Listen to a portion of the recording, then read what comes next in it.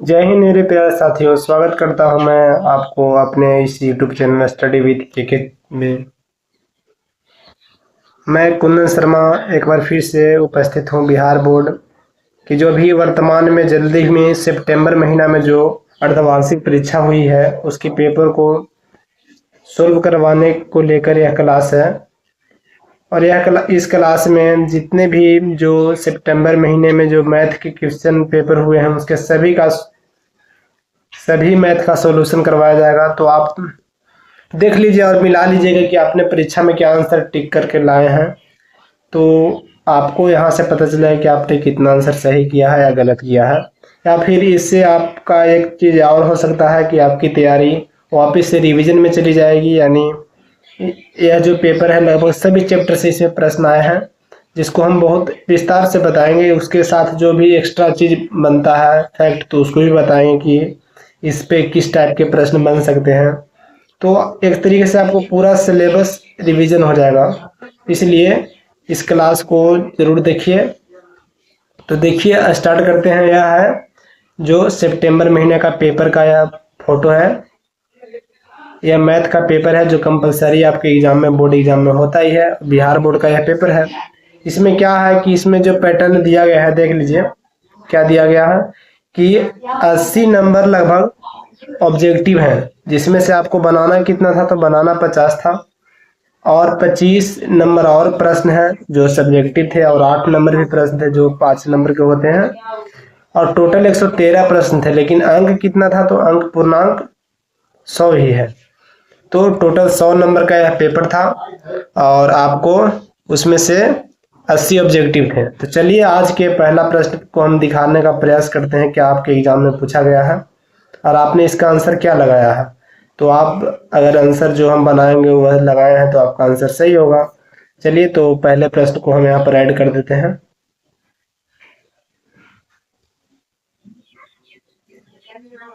यह हमारा पहला प्रश्न है, प्रत्येक यौगिक संख्या को किन संख्याओं के गुणनफल के रूप में लिख सकते हैं। तो देखिए पहला प्रश्न है कि यौगिक संख्या किसे कहते हैं। यही मन में सवाल आपका आ रहा होगा कि यौगिक संख्या तो हमने पढ़ा ही नहीं। अगर आप पढ़े हैं तो इसका आंसर आप आसानी से दे सकते हैं। तो यौगिक संख्या का ही नाम होता है, एक और नाम से उसको बुलाते हैं। वह नाम क्या है, तो वह नाम है भाज्य संख्या। भाज्य संख्या आप पढ़े होंगे। तो थोड़ा सा यह अलग नाम दे दिया गया है, तो इसी को यौगिक संख्या भी कहते हैं। तो यह भी आप याद रखिएगा, इसके 2 नाम हैं। लेकिन आप अगर हिंदी में रखते हैं नाम याद तो थोड़ा कन्फ्यूजन हो जाएगा, लेकिन इसलिए आप इंग्लिश को देखिएगा तो यहाँ पर दिया गया है कंपोजिट नंबर। कंपोजिट नंबर यानी कि भाज्य संख्या। तो बताइए अगर भाज्य संख्या को आप क्या करते हैं, गुणनफल करते हैं, तो किस रूप में व्यक्त कीजिएगा। तो कोई एक संख्या ले लीजिए, जैसे आप कोई संख्या ले लीजिए भाज्य संख्या। तो भाज्य संख्या किसे कहते हैं,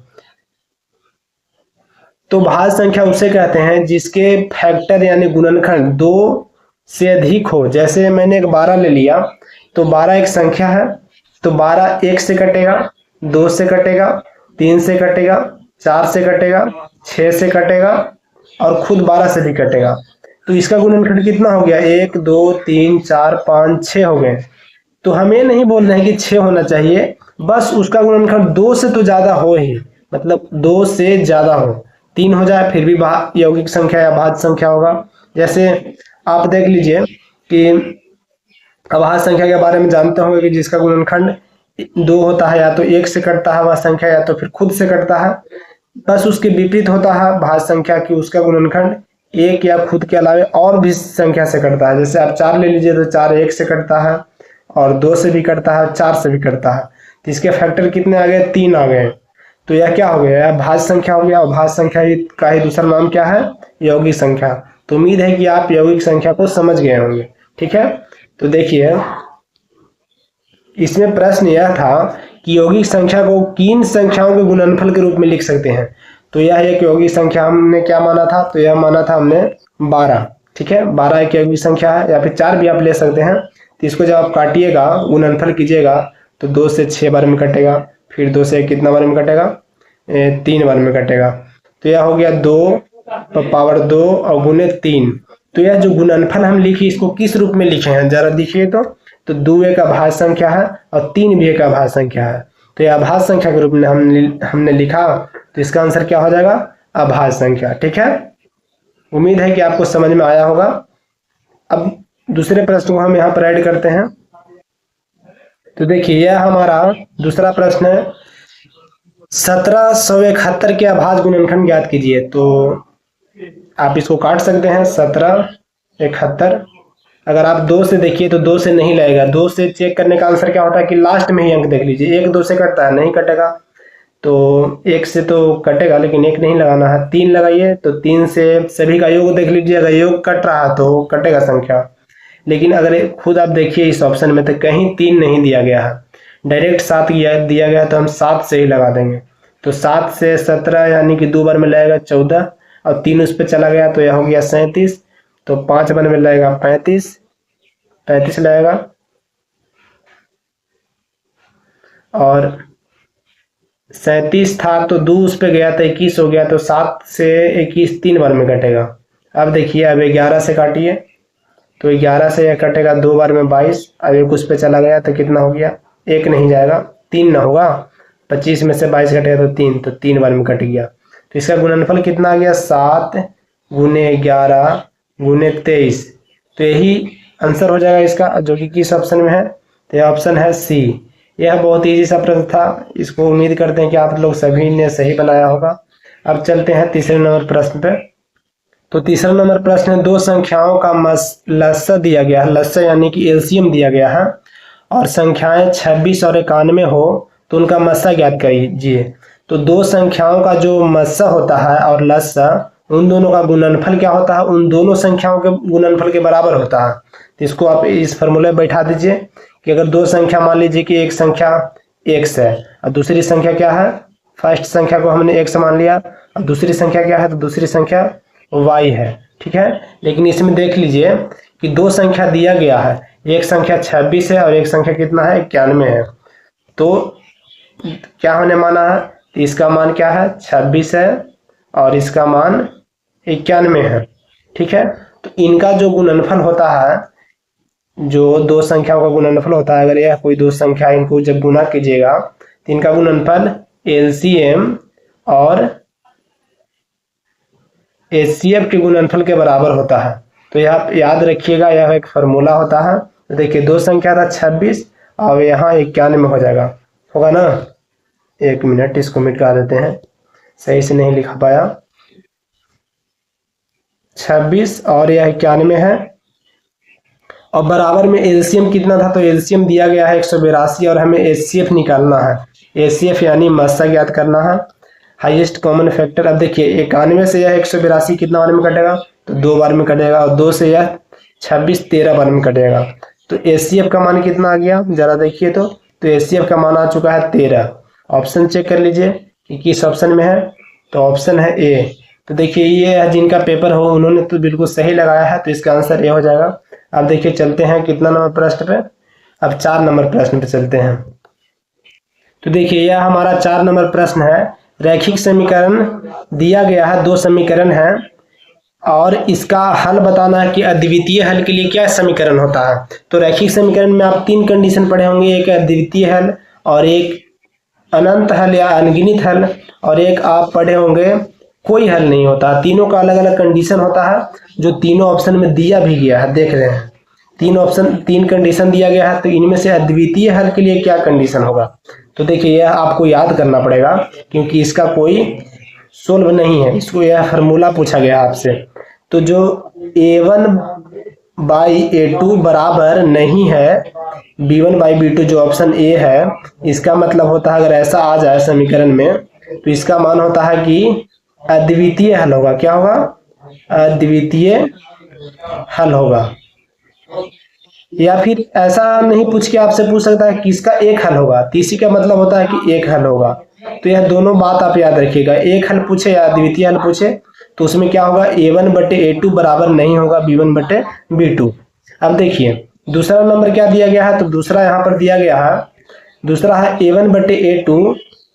इसको थोड़ा जूम कर देते हैं। यह दूसरा है a1/a2 बराबर b1/b2 बराबर c1/c2, यानी तीनों आपस में बराबर दिया गया है। तो जब तीनों बराबर हो तो इसमें क्या होता है, तो इसमें होता है अनंत हल होंगे या अनगिनत हल होंगे या ऑप्शन रहेगा अनंत या अनगिनत, तो आप कुछ भी लगा सकते हैं, अनगिनत, ठीक ना। तो इसका मतलब अनगिनत हल होगा जिसमें तीनों बराबर हो जाए, और जिसमें पहला a1/a2 और b1/b2 बराबर नहीं है तो वह एक हल होगा या फिर अद्वितीय हल होगा। अब देखिए तीसरा कंडीशन क्या होता है, तीसरा कंडीशन होता है आपके सामने यह दिया रहेगा। तो तीसरा कंडीशन होगा कि a1/a2 बराबर b1/b2 तो रहेगा, लेकिन बराबर में c1/c2 नहीं रहेगा। तो इसका मतलब होता है कि कोई हल नहीं होगा।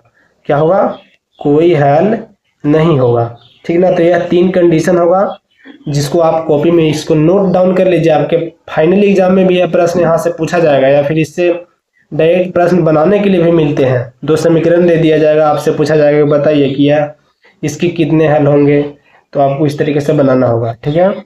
आगे चलते हैं, आगे चलते हैं 5 नंबर प्रश्न पे।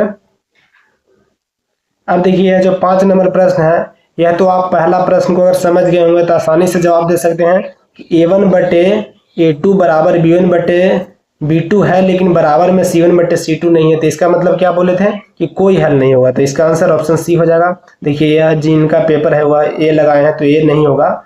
अनंत के लिए क्या बताए थे, तो अनंत के लिए सभी बराबर होते हैं। अनंत के लिए क्या हो जाएगा, a1/a2 बराबर b1/b2 बराबर c1/c2 अनंत के लिए होता है।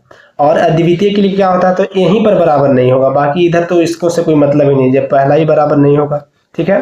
तो इस तरीके से 3 कंडीशन होता है जो आपको हम पीछे वाला भी प्रश्न बता दिए हैं। अब आगे चलते हैं 6 नंबर प्रश्न पर। अब देखिए 6 नंबर प्रश्न है, 72 किलोमीटर प्रति घंटा को क्या करना है। तो यहाँ पर देखिए सभी जो दिया गया है मान ऑप्शन में या मीटर प्रति सेकेंड में है। तो जब किलोमीटर प्रति घंटा के चाल को हम मीटर प्रति सेकेंड में बदलते हैं तो उसका एक फार्मूला होता है, उसको आप याद कर लीजिएगा कि किलोमीटर से जब मीटर प्रति सेकेंड में जाना है तो देखिए किलोमीटर क्या है, किलोमीटर और मीटर में कौन बड़ा होता है, तो किलोमीटर बड़ा होता है।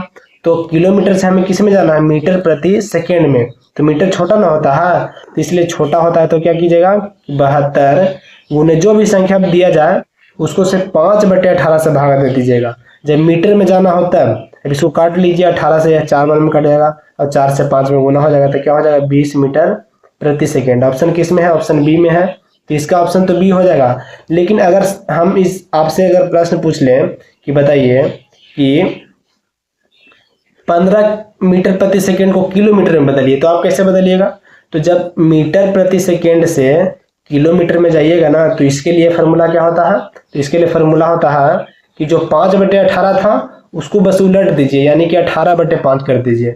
18/5 5/18 से ज़्यादा होता है, तो मीटर से किलोमीटर में जाना है मतलब ज़्यादा में जाना है, तो ज़्यादा से गुना कर दीजिए। जैसे हम पूछे कि 15 मीटर प्रति सेकेंड को किलोमीटर में बदलिए, एस है, तो इसको क्या कीजिएगा कि 15 गुने 18/5, तो इसको काटिएगा तो कितना बार में काटेगा, 3। तो इसका 4 किलोमीटर में कितना आ गया, 54 किलोमीटर प्रति घंटा। तो यह दोनों आपको याद होना चाहिए, दोनों फार्मूला। अब यह दोनों से प्रश्न आपके एग्जाम में बन सकता है। अब चलते हैं कितना नंबर प्रश्न पे, अब चलते हैं 7 नंबर प्रश्न पे। तो उम्मीद है कि आपको बढ़िया समझ में आ रहा होगा और हर एक डाउट क्लियर करते चल रहे हैं हम, जो भी ऑप्शन से संबंधित बन रहा है, एक्स्ट्रा जो चीज़ है। तो देखते हैं 7 नंबर प्रश्न क्या है।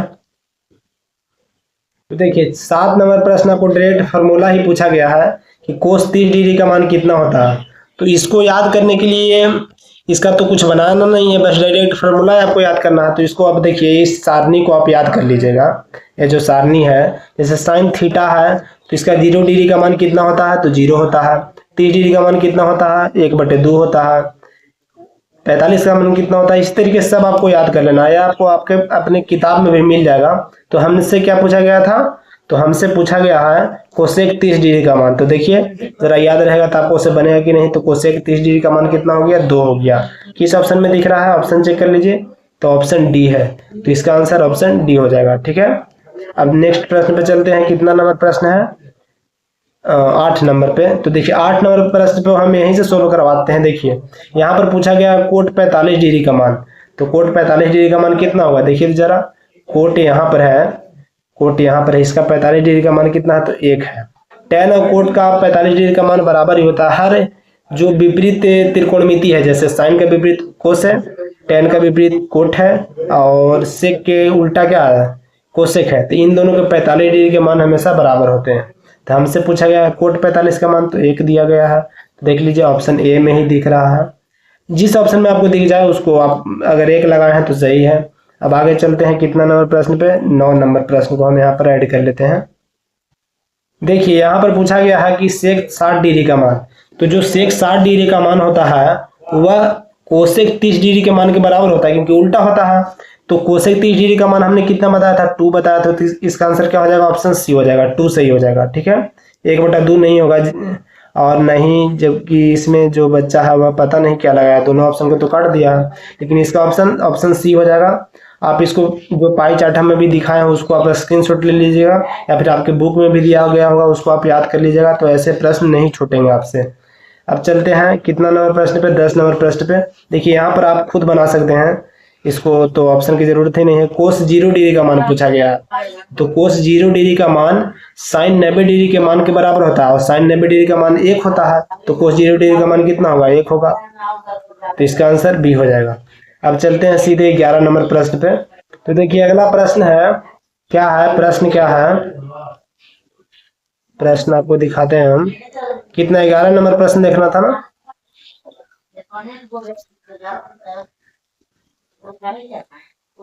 तो 11 नंबर प्रश्न आपको ऐड कर देते हैं। देखिए 11 नंबर प्रश्न है कि tan 60 90 डिग्री का मान बताइए। तो tan 90 डिग्री का मान क्या होता है, तो देखिए इस सारणी को जरा देखिए, तो tan 90 डिग्री का मान यहाँ पर क्या है, इनफाइनाइट है। इनफाइनाइट किसका मान है, इन चारों ऑप्शन में से बताइए। तो 0 इनफाइनाइट तो नहीं होता है, 1/0। तो 1/0 यानी कोई भी संख्या से अगर कोई भी संख्या को अगर हम 0 से भाग करते हैं तो उसका मान इनफाइनाइट आता है। इसे आप हिंदी में अपरिभाषित भी कहते हैं। तो इसका आंसर ऑप्शन बी हो जाएगा। ठीक है, अब आगे चलते हैं 12 नंबर प्रश्न पे। यह है 12 नंबर प्रश्न, कोस 60 साइन 60 डिग्री और कोस 30 डिग्री का मान बताइए। तो इसको तो आप मान बैठा लीजिए, साइन 60 डिग्री का मान कितना होता है, तो √3/2 होता है, और कोस 30 डिग्री का मान भी √3/2 होता है। अब दोनों को गुना कीजिए तो नीचे 4 हो गया, ऊपर में √3 से √3 में गुना होगा तो रूट कट जाएगा, और इसका मान 3 हो जाएगा। तो 3/4 ऑप्शन ए सही है।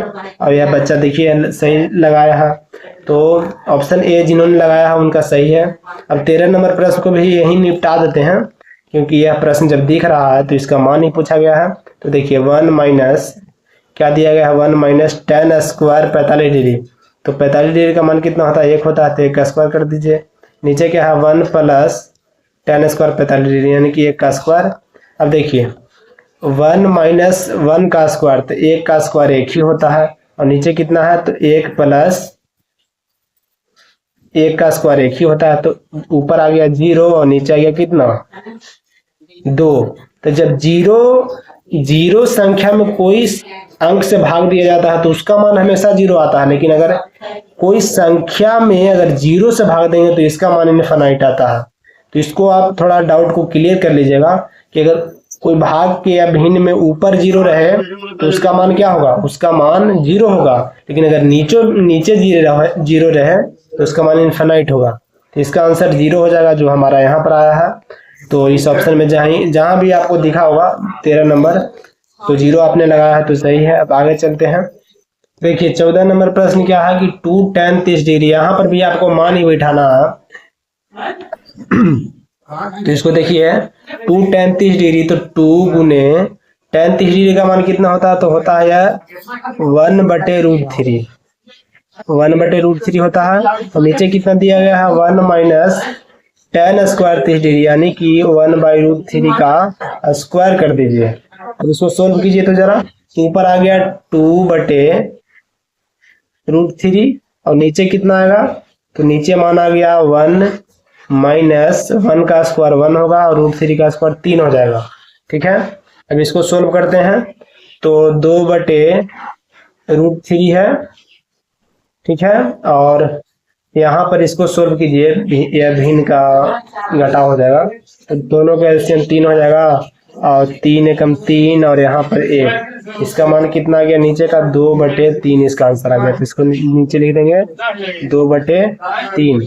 अब देखिए इसको क्या करेंगे, तो इसमें क्या होगा कि 2/√3 दिया गया है और भागा होता है तो अंक पलट जाते हैं, मतलब 3 ऊपर चल जाएगा और 2 नीचे आ जाएगा।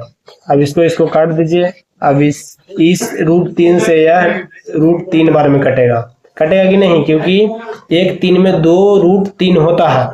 जैसे √3 और √3 गुना कीजिए तो एक 3 बनेगा ना, तो वही हम क्या किए कि इस √3 से इस 3 को काटे √3 बार में, इसका आंसर √3 हो जाएगा। और आपको जिस ऑप्शन में मिला होगा √3 वो आपका सही होगा। आप अगर आपने लगाया है तो आप चेक कर लीजिएगा। अब चलते हैं 15 नंबर प्रश्न पे। यह है हमारा 15 नंबर प्रश्न। सेक थीटा और कोसेक थीटा, मतलब थीटा का जगह पर क्या मान रखें कि दोनों का मान बराबर हो जाए। तो हम बताएं कि सेक थीटा का उल्टा क्या होता है, कोसेक होता है। अब इसका 45 डिग्री का मान बराबर होता है। इसी प्रकार से अगर साइन का पूछा जाए तो साइन का उल्टा मान होता है कोस से, टेन का उल्टा मान किससे होता है, कोट से। तो यह आपको याद रखना है डायरेक्ट। देखिए अब 16 नंबर प्रश्न को देख लेते। देखिए यह 16 नंबर प्रश्न है कि साइन थीटा में थीटा का मान 0 डिग्री से 90 डिग्री तक बढ़ाने पर थीटा पर क्या प्रभाव पड़ेगा, साइन थीटा पर। तो देखिए साइन 0 डिग्री का मान कितना होता है, तो 0 डिग्री का मान 0 होता है और साइन 90 डिग्री का मान कितना होता है, 1 होता है। तो देख रहे हैं कुछ समझ में आ रहा है, यह आगे बढ़ रहा है मतलब कि बढ़ता जा रहा है। जैसे साइन 30 डिग्री का मान कितना होता है, 1/2। 1/2 का मतलब क्या होता है, आधा होता है। 0.5 होता है। तो बढ़ रहा है मतलब 0 से आधा हुआ, उससे कुछ ज्यादा होगा और लास्ट में क्या हो रहा है, 1 हो रहा है। तो यहाँ पर मान बढ़ रहा है। तो किस ऑप्शन में दिख रहा है मान बढ़ रहा है, तो ऑप्शन ए में है। तो जिन्होंने ऑप्शन ए लगाया है वह सही है। बाकी ये जिनका पेपर है उन्होंने बी लगाया है, इनका गलत है, ठीक ना। तो इस तरीके से आप बना सकते हैं। अब 17 नंबर प्रश्न को देखते हैं क्या है। यह एक बढ़िया प्रश्न दिया गया है।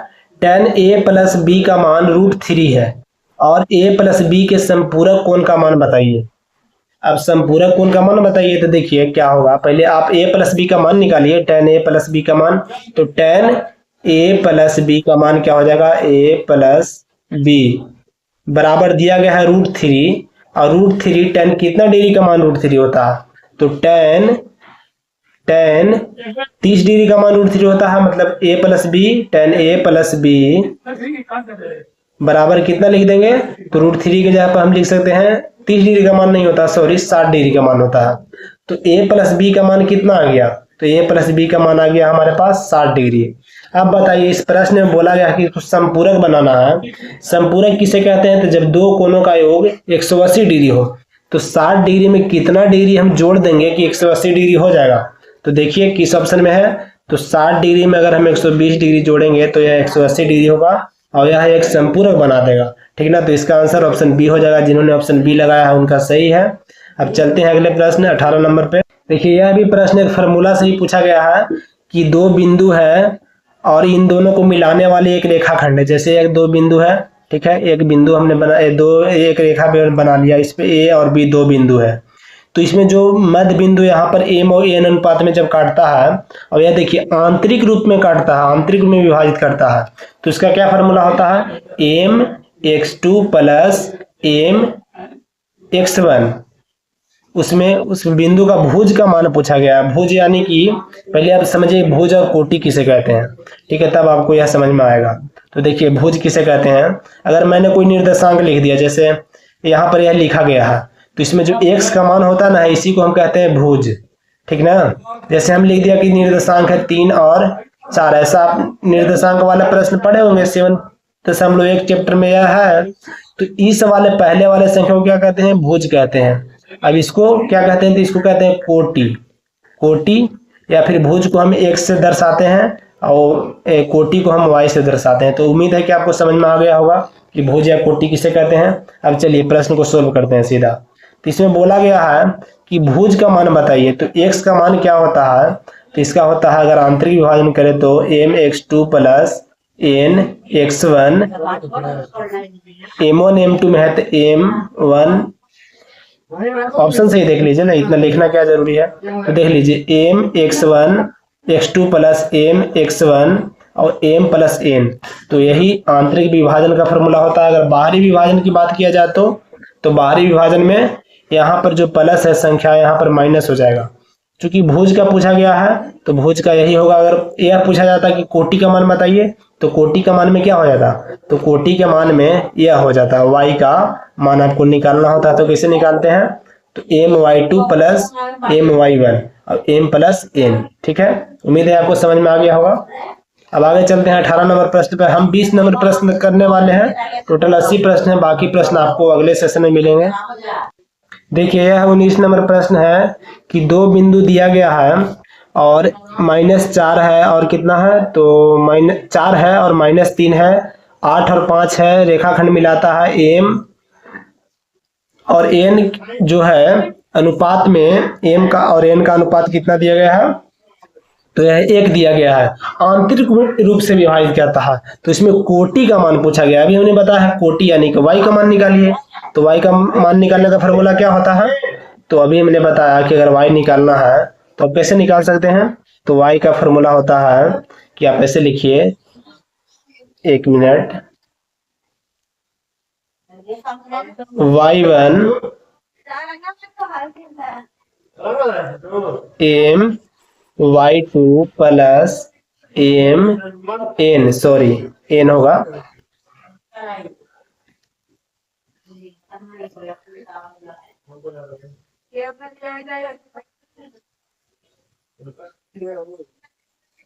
यहाँ पर n होगा n y1 बटे में m प्लस n। अब देखिए m और n क्या है,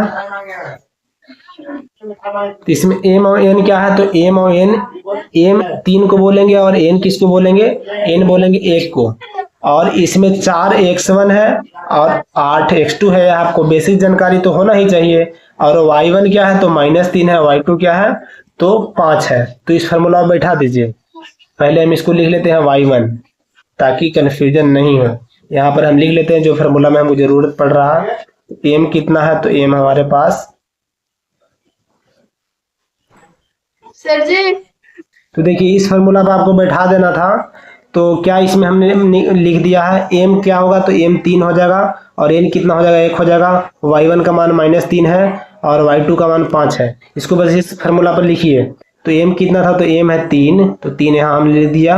y2 कितना है, तो y2 यहाँ देख लेते हैं, y2 है हमारे पास 5 है, तो यहाँ हमने 5 लिख दिया। और n कितना है, तो n 1 है, y1 कितना है, तो -3 है, -3 ही है ना, देख लीजिए, हाँ -3 है। तो इसको अब क्या कीजिए, अब नीचे क्या है, m प्लस n यानी 3 प्लस 1 है। तो इसको जरा सोल्व कीजिए, तो 3 × 5 = 15 और यह हो गया -3 और बटे में कितना हो गया, 4। तो इसका मान ऊपर आ गया 12 और 12 और 4 से भाग दे देंगे, 3 बार में कट जाएगा। तो हमारा कोटि का मान हमें ज्ञात करना था। अब कोटि किसे बोलते हैं, y का, तो y का निर्देशांक कितना आ गया, 3 आ गया। किस ऑप्शन में है, जरा ऑप्शन चेक कीजिए, तो ऑप्शन है ए, तो इसका आंसर ऑप्शन ए हो जाएगा। अब देखिए यह जो बच्चा जो बनाए हैं, यह बना दिए हैं x1 का मान निकाल दिए हैं x का, जबकि x भुज होता है। यहाँ पर पूछा गया कोटि, कोटि यानी कि y का मान निकालना था। अब आगे चलते हैं और आज का लास्ट प्रश्न पे चलते हैं। यह हमारा आज का अंतिम प्रश्न है। यहाँ पर क्या दिया गया है कि दो निर्देशांक दिए गए हैं, इसमें भुज का मान ज्ञात कीजिए। भुज यानी x का निर्देशांक ज्ञात करना है। तो देखिए यहाँ पर क्या हो जाएगा, इसमें भुज ज्ञात करना है। तो भुज क्या हम लोग क्या बताए थे कि x का निर्देशांक, भुज यानी x और कोटि मतलब y।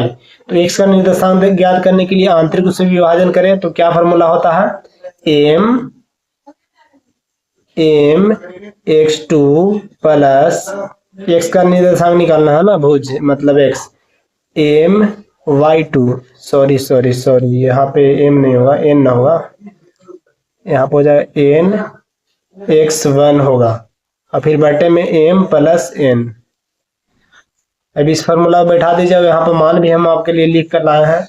यहाँ पर x1 का मान कितना था, तो x1 का मान देखिए यहाँ पर -1 है, तो यहाँ पर -1 हमने लिख दिया। इसको बैठा दीजिए। m कितना है, तो m हमारे पास है 2, तो 2 हमने लिख दिया। यहाँ पर 2 × x2 कितना है, तो x2 है हमारे पास 4, तो 4 हमने यहाँ लिख दिया। ठीक है, इसी प्रकार से n कितना है, तो n हमारे पास 3 है और क्या है, x1 कितना है, तो x1 -1 है, तो -1 लिख दिया। बटे में m प्लस n यानी कि 2 + 3। ठीक है, अब इसको सोल्व कर लीजिए। तो 8 और यह -3 हो गया ऊपर में, और बट्टे में कितना है 5। इसको जरा सोल्व कीजिए तो यह हो जाएगा 8 में से 3 घटा तो 5 बचेगा ना। तो इसका आंसर ऊपर 5 आ गया और नीचे 5 आ गया। इसको काटिएगा तो इसका आंसर 1 आ जाएगा। अब किस ऑप्शन में है इसको चेक कर लीजिए, ऑप्शन सी में है। तो हाँ, यह सही है। तो हमने लगभग 20 प्रश्न करवाए हैं वैकल्पिक के, क्योंकि लेकिन आपको समय लग गया, लगभग आधा घंटा हो गया। लेकिन आपको यह जो प्रश्न करवाए गए हैं इसको बहुत अच्छा समझा कर करवाया गया है, ठीक ना। तो इतना समय तो लगना जाहिर सी बात है। आप समय से ज़्यादा कुछ सीखने पर ध्यान दीजिए, क्योंकि अगर आपको कंसेप्ट क्लियर रहेगा तो आप यह ऑब्जेक्टिव प्रश्न के आप सब्जेक्टिव प्रश्न को भी बना सकते हैं, और इस टाइप से सब्जेक्टिव प्रश्न भी बनते हैं। तो ठीक है, मिलते हैं नेक्स्ट वीडियो में। आपको 20 से 40 प्रश्न करवाएंगे। तब तक के लिए धन्यवाद। और हाँ, लास्ट में यही बोलेंगे कि आप अपने दोस्तों के साथ इस चैनल को शेयर जरूर कीजिए। अगर आप सब्सक्राइब कर लिए हैं तो ठीक है, बहुत बढ़िया बात है। लेकिन अगर आपने नहीं किया है तो सब्सक्राइब कर लीजिएगा।